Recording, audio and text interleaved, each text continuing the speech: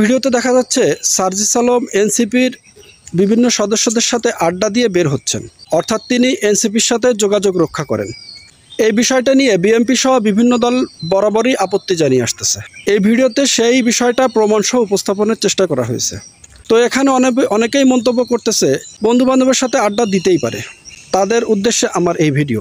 মনে করেন আপনি একজন ছেলে বা মেয়ে, আপনার বিয়ে হয়ে গেছে, বিয়ের আগে আপনি একটা প্রেম করতেন, বিয়ের পর এসেও আপনি সেই প্রেমিক বা প্রেমিকার সাথে ডেটিং করতেছেন, বিষয়টা কেমন হবে?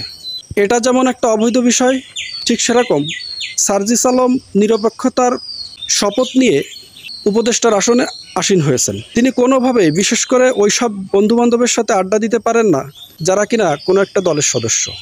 এটা সম্পূর্ণ আইন বিরোধী তো বটেই, পাশাপাশি লয়ালিটিরও প্রশ্ন, ঠিক যেমন স্বামী স্ত্রীর মধ্যে হয়ে থাকে। আশা করি যাদের কাছে সার্জিস আলমের এই কর্মকাণ্ডকে স্বাভাবিক মনে হচ্ছে তাদের বোধগম্য হয়েছে।